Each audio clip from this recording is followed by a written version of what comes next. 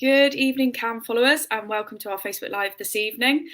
This evening we'll be talking about an introduction to pet loss support, and we're very lucky to have Annalisa here, and she is part of the Blue Cross grief support team. So she'll be able to give us an insight into what she does and also hopefully answer any questions that you might have.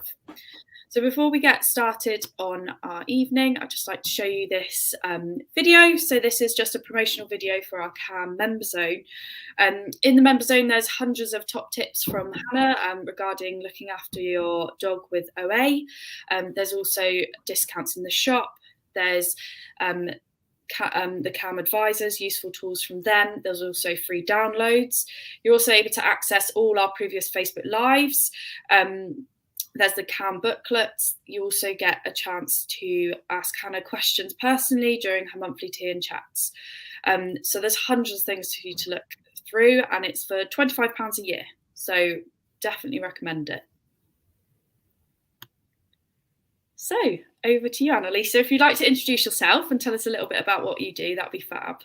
Fab. Thanks, Evie. Hi, I'm Annalisa, and I work for the pet loss support team. So I'm the manager. So I'm going to tell you a little bit about what we do when we get the slides up. So should we pop the slides up now, if that's all right? We can. Okay. So this is a session. It's about the introduction to pet loss support. So I'm going to go through how we can support you, how the service can support you, common misconceptions of grief, the reactions to grief and loss, and then emotional support, how you can support others around you. And then if you want to ask any questions as we go along, I think Evie will jump up and interrupt me. So next slide, please. So our mission at Pet Loss Support is that no one goes through losing a pet alone. It's a really difficult time, and people often have no one to talk to. And we offer that different ways so people can get in touch with us to get that support. So if you go on to the next slide. So we have been going for 30 years this year. So you may have seen that we are doing lots of television and radio to shout about us, so people know about us, so you can come and get support from us. We're open every day of the year from 8:30 to 8:30. And we have lots of different ways for you to get in contact with us to talk. So we've got our telephone support service, our web chat, which is instant text messaging, and then our email support. But you can use our email support any time of the day. We will reply within 48 hours. But sometimes in the middle of the night, you might be feeling that you need that support. So that's why we offer all these different kinds of support, because actually picking up the phone might be, a really big thing, really upset, don't want to talk about it, don't know what to say. So actually using our web chat services is you can be a little bit more stepped away from the person that you're talking to, if that makes sense. That's absolutely incredible that you've got 250 volunteers. That's amazing. So we're doing a big recruitment campaign. We've had loads of applicants. So if you're interested in volunteering, please go to our website. But we've got over 250 volunteers, and they're the people that you'll be talking to if you contact us. And they have gone through, some really intense training. They do practice calls or chats or emails, whichever service they're doing. And we also have a mentoring scheme, because obviously it's quite an emotive subject, and it can be quite emotionally demanding. And people who volunteer have lost pets themselves, so they really understand what it's like. So they need to be in the right place. So we say that if you've lost a pet, you need to be at least 6 months before you start the training, just so you can grieve yourself and be in the right place. And it was not just about dogs. We talk about any pet, so cats, horses, fish, small animals. We're here for any kind of animal. And the volunteers do get to talk to lots of different people in lots of different scenarios. We do get quite a few safeguarding issues, people suicidal, thinking about, it's really tough, and people don't realize how difficult it is when you lose a part of a family member. Yeah, definitely. Is this also something, we've spoken a lot about it during our Facebook Lives, is like anticipatory grief and things like that. Is this a service that people can use if they're experiencing that as well? Yeah, definitely. So, and it's any type of loss as well, because we might experience loss of a pet, not just because of death, of euthanasia. It could be that they've been stolen, or you need to rehome them, or it's a family breakdown and the pet goes with your partner. So it's any type of loss, and that anticipatory grief. So I'm going to talk a little bit about anticipatory grief later.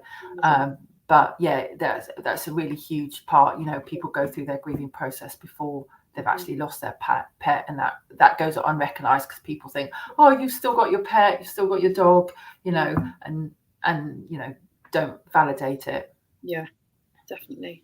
That's amazing. Next slide. Yes, please. So we also have a Facebook page. So this is quite new to us. It's been going about 1.5 years, and we were thinking, oh, we'll just get 800 members. Go slow. We're up to 20,000 members now, wow, which is amazing.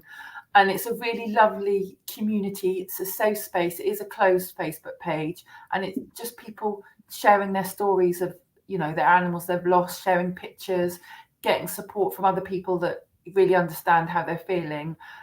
So it's a really lovely community. So if you want to join that, it's called Blue Cross Pet Loss Support. You have to answer a few questions, and then accept the rules, as lots of Facebook pages have. But I would recommend that if you join it, you unfollow it, just because otherwise your feed, if you go onto Facebook a lot, it will be lots of stories of people losing their pets, so it can be quite overwhelming. So go in there when you need to have that extra support. Yeah, definitely. That's brilliant. Fab. Next slide. So I'm just going to talk a little bit about sort of different types. You might know about that, but people throw around terms and you might not really understand them, and so it's really good to clarify what they mean. So bereavement is a loss of a loved one and emotional attachment. So you might have known that we used to be called the Pet Loss, can't even remember now, the Pet Loss Bereavement Service. And people always think of bereavement as a death of a loved one, but actually bereavement is any kind of loss. So to stop that misconception, that's why we've changed our name to Pet Loss Support, so people realise that it is any loss that we're here for. And grief is that internal response of loss. So those internal feelings that you might feel. I'm going to talk a little bit about those feelings that you might have experienced in a moment.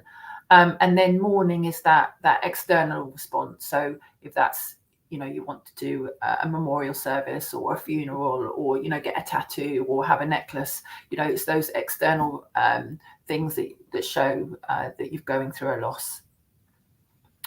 Next slide, please.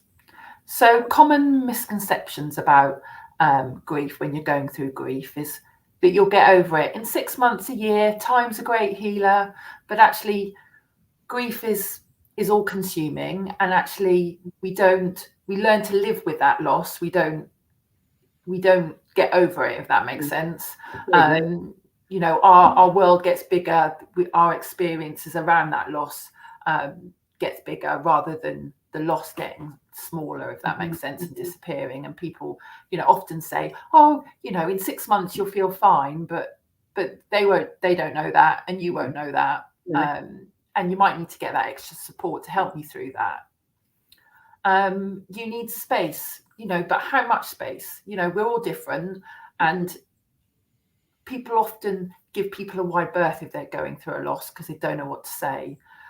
So they're like, oh, they need a bit of space. They'll come to me when they need a bit of help or want a bit of support. But actually, they might not, because they might feel that they're a burden. They might feel that especially with pet loss, that you won't understand. So what's the point in talking about it or coming to you? So it is about knowing what's right for each person, because we're all different, and actually not saying anything really might help. Just coming up to, oh, I'm sorry about your loss, I'm here if you need me. that's all you need to say. You don't need to, it's not rocket science. You don't have to make them feel better. Yeah. And often you see people, those cliches, oh, you can get another pet, or you need to get out more, do something you wish you'd done before the loss. But actually, if it was that easy, we'd all do it straight away. We have to do it in our own time. And what's right for you, like some people go out and get a pet straight away because they can't have their house without an animal in the house, which is just as normal as someone going, I can't, I'm not ready to introduce a new animal to the family.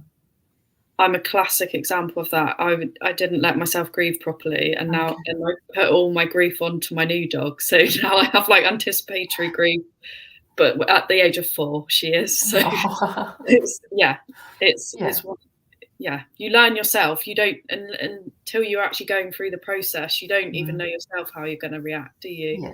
Yeah, and you think, oh, I'll just get another, like you did, get another dog because, or what I assumed it was a dog. Because I can't have life without one. But I lost my dog quite a long time ago, 3-4 years ago now, and it's taken me till about now to say that, I might be ready for another dog. So everyone's different. It's so hard, and it's a hard situation to go through, but you learn a lot about yourself, don't you? Yeah, definitely. So we have created our own grief cycle. You might have heard of a lady called Elizabeth Kubler-Ross, who did her grief cycle: DABDA, denial, anger, bargaining, depression, acceptance, in the 60s, when she studied people who were diagnosed with a terminal illness. But obviously we've been supporting pet owners for 30 years, and the main difference between human loss and a pet loss is guilt. Guilt is a huge part of pet loss because we're ultimately responsible for our pets.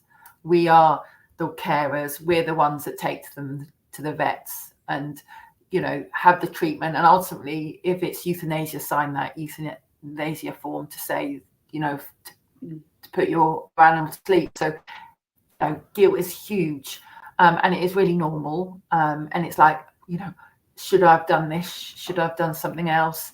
But it is really, really normal. And the other stages that you may have heard about. So shock and denial. This is quite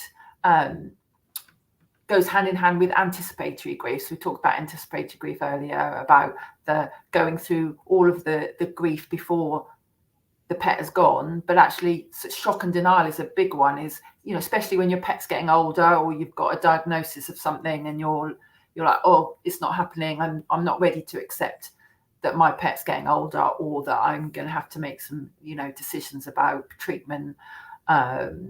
So often that shock and denial becomes before the loss of the pet, before the euthanasia. But it can come at any time. And then we've got anger and bargaining. So that's just being angry. It's almost, it often comes after the shock and the denial, because it's a surge of emotions, and you don't know what to do with it. You feel angry with yourself, maybe for making the decision, your pet for not getting better, for the vet for not making your dog better. So it is a really common stage of grief, and it's one of those difficult ones to manage as well if you're supporting someone who is angry, because it might feel that it's directed towards you, but actually it's inside them, and you're the person they're directing at. So it's really important to acknowledge that anger if someone is angry at you, because it is a valid part of the grieving process. And then there's depression, reflection, and loneliness. Grief can feel really lonely at times, because you feel like no one understands how you're feeling, and sometimes they don't, because we're all different. And I call it sort of the sadness stage, and it's it is really lonely. Mm. And then we've got acceptance and hope. And everyone thinks, yay, this is the end of the grieving cycle. We're ready to go on. But unfortunately, it's not. It's you've accepted what's happened. So if that's the anticipatory grief that you're making that decision, or that you've accepted that your pet has gone, and then you look forward, you may be able to talk about, the good times, look back and laugh and smile. But that doesn't mean you're not going to experience any of the other stages of grief again, especially the depression, sadness. Often things pop on Facebook, don't they? And you're like, it reminds you, or you see another animal, pet, another dog that looks similar to yours. Guilt. I still feel guilty about putting my dog to sleep. I think, if I'd left it a little bit longer, and that was like 4 years ago. So as I said earlier, it isn't something that you get over. You learn to live with it. Yeah, definitely. Fab. It's a really, really nice. It's quite easy to makes it really nice and easy to understand, and doesn't make you feel silly feeling all of these things when it's actually like everyone else does go through the same as you. Yeah, it is really normal, and you might not experience some of these stages. That's normal as well. So I'm not an angry person, so I don't really experience the anger part, but that's just me. That we're all different. Mm-hmm. Yeah, definitely. So I think we've talked a little bit about these states, types of grief, but it's just good to clarify what they mean. So obviously, disenfranchised grief is not recognised by society, and pet loss is often not recognised by society, especially people who don't have pets. People who do have pets and haven't experienced that loss sometimes don't understand. Yeah. And then we've got that responsibility grief. So as I said earlier, it goes hand in hand with that guilt. Because ultimately you're responsible for your pet. You make that decision. They can't tell you, verbally if they're in pain or what's wrong with them. You have to go by their behaviour and vets getting that support. And then I think we've talked about anticipatory grief. So that's the grief that you might experience before you've actually lost your pet. And that doesn't, and you may experience all of those stages of grief. That doesn't mean that you won't experience them afterwards. Sometimes it will help you process things a little bit. Maybe that because you've taken time to process that, but that doesn't mean you're not going to. It's not going to make your grief shorter. It is what it is, unfortunately. Well, while we're talking about the disenfranchised grief, we did have a comment from, I'm not sure who it was, I'm really sorry, but it said these times are made all more difficult when employers don't understand and no time off is allowed for. In that sort of circumstance, what would you suggest for that person to do? Yeah, it's really tough when your employees don't understand, but it's important to make them aware that this has happened, because then you've got someone, because your behaviors might change, you might not react the same as work, so it's really important to make someone aware that you feel comfortable with. Hopefully you've got someone in work that will make you feel comfortable, and if you have to take, if you can have the luxury of taking some holiday,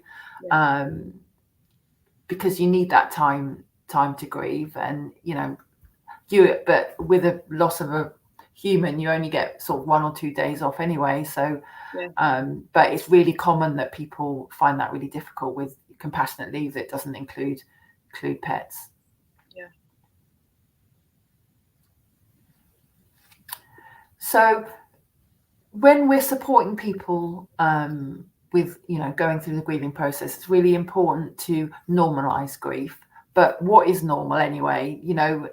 What's normal to me is not normal to you, but all those stages that we've talked about they are normal, and sometimes you feel like, well, why am I feeling that? I can't believe no one else feels like that. But actually, if you talk to someone about it, you'll realize that people do react the same way, and there's no wrong or right way to do it. We're all different. You have to do what's right for you, and healing is not linear, so that grieving process isn't a nice straight line, and then you get your acceptance, and then you can go your off on your lovely way. It's like a jumble of wool, and it's all scrumpled up, and it could be years later, and you're walking through Tesco's and you're doing something completely irrelevant, and it just hits you, and you feel just as upset as you did when you first lost your pet, and that's normal as well. As I said earlier, there's no set time scales. Often people say, you'll feel better tomorrow, but you often don't.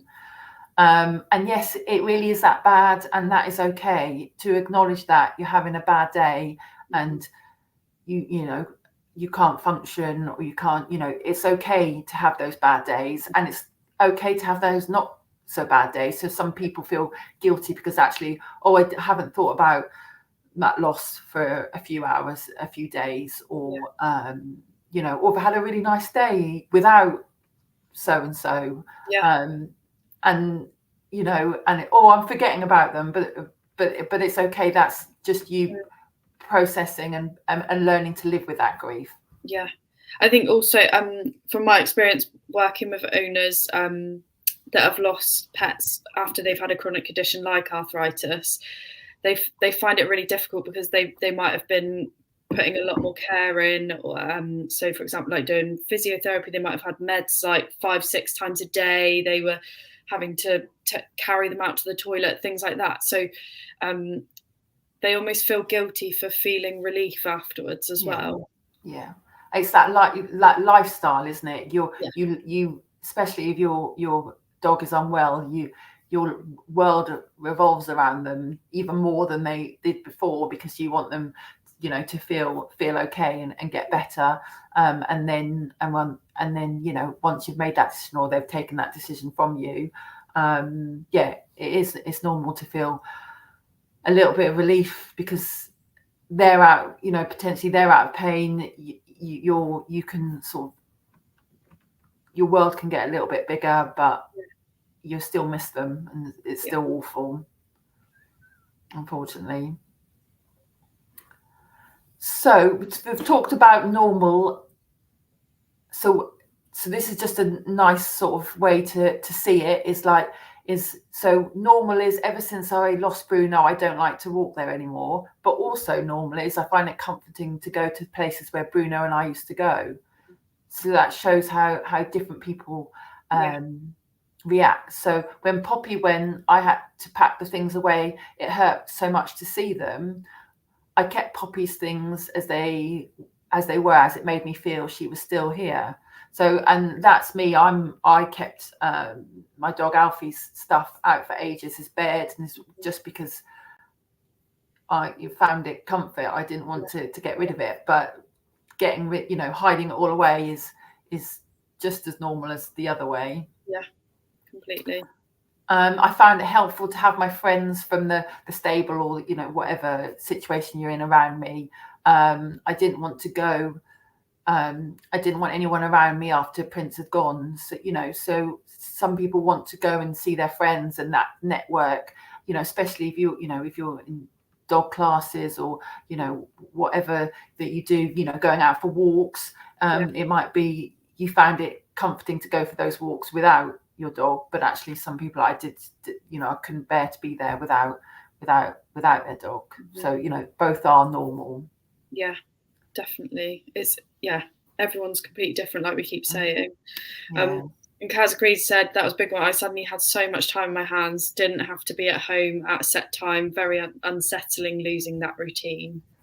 So it's hard for us also not having the usual routine that we're used to. Sure, yeah, definitely. So emotional support. So common mistakes when people are supporting people is that they try and fix the problem. It's human nature. We want people to feel better. So we want to fix them. We want to make them feel better. But actually, that's not your responsibility, and you can't make them feel better because they need to go through whatever emotions they are feeling. And if you try and fix that problem, it sometimes pushes people away because they feel that you're not understanding how they're feeling. Just sitting with them, I'm here if you want to chat, going for a walk, not talking, just being there is often more helpful than trying to save the world, if that makes sense. And if you're talking to someone, rush them or appear distracted. This is probably especially in a work environment, in a vet's practice. If you've got other things to do, you look like you're not interested, looking at your phone, or actually, if you're supporting that person, even if it is for a few minutes, is give them your full attention, so they know that you're really there for them and you're not trying to run away. Failing to acknowledge emotions and loss. So we talked about anger earlier. That's often a difficult one to gauge. Is that it's normal to feel angry. I understand. That's okay. So acknowledging that sometimes in that angry situation sort of diffuses a little bit, because they're like, oh, it's okay. If you're like, when you get in an angry situation, if you're having an argument with a person, if you both get angry, it gets worse, doesn't it? Whereas if you can acknowledge that, it often makes the situation a little bit better. Telling people what to do, because actually what worked for you might not work for that other person. So it's about empathy. It's about putting yourself in their shoes from their point of view. So you really understand how they're feeling. You might have gone through a similar situation. So you think you know what they're feeling. So you make assumptions, but actually you need to take that time to put yourself in their shoes, because they might have a little different take on it. Yeah. And sharing personal experiences people often, you might have experienced it before. You're in a conversation, you say, oh, I've just lost my dog, and then they go off and tell you all about their experience of loss, and goes off on a tangent, and it's probably quite therapeutic for them, but actually I don't want to hear about your loss. I'm in the middle of my loss, my grief, and I want to talk about me and how I'm feeling.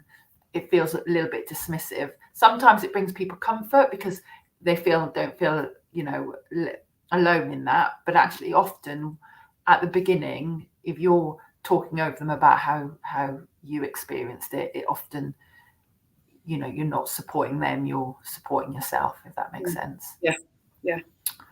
And then using cliches. I think I talked a little bit earlier about cliches. People want to make people feel better, so they say things like, oh, you can get another pet. Oh, he was a good age, he had a good life. All of those things people think will make someone feel better, but it doesn't matter how old they were. It doesn't matter if they had a good life. Still feeling living awful, and it's crap, to put it bluntly. Basically what you want to say. So just be careful of using them. But they're all quite common mistakes people do when they're trying to support others, and you've probably experienced that if you've lost a pet, that people try and they're doing it to their best. They're trying their best, but it's not necessarily the best thing for you. Yeah, for sure. And then you've got the other side. People just avoid you because they don't know what to say and they don't want to talk about it. So it's the two extremes. Yeah. Okay, next slide. So emotional support, how to do it. So we've talked about how we shouldn't do it. So how we should do it is we should listen more than we speak. So it's about the person, about how they're feeling. And silences can be really uncomfortable, but actually silences are good for reflection, allowing time for that person maybe crying, or maybe like, I don't know what to say. And actually, if you fill in that silence, then you're leading them the way you want to talk about it. You're not giving them time to formulate their words or say how they're feeling. Show that you're interested, body language and verbal nods, sort of, obvious things, looking, sitting with your arms open, not crossed arms looking the other way. It shows you're not interested. showing them that you're hearing them by, those verbal nods, acknowledging those emotions and situations. It's normal to feel that way. It's okay to feel that way. Showing empathy, we've talked about that briefly a minute ago, is putting yourself in their shoes. Sympathy is, I'm sorry for your loss, is sympathy, whereas really seeing it from their point of view is empathy. And all of these things will help that person feel less alone. As I said earlier, you can't take their pain away, but you can be with them in their grief, whatever stage that is. And if people wanted to know more about this, you do have courses, don't you, that people can do? Yeah, we've got a variety of courses, some 12-week courses that are all online, so they're quite flexible. You can do as and when. It's about 3 to 4 hours of commitment a week, and then we do live sessions as well, virtually and online, so 5-hour day sessions. So all of that is in our on our website. So go to our website. We've got loads of great information. We've got loads of leaflets as well about loss, about supporting your pets, your grieving dog, your grieving cats, because they need support as well. Yeah, amazing. Fab. And then just a little reminder at the end that we're here for you. Our new strapline is here to take your hand when they let go. So we're here to support you when you have to let go of theirs. So yeah, we've got our telephone, our email, web chat, our Facebook page. So if you need our support, please contact us, or if you know anyone else who might need our support, please signpost them to us. We're here for you.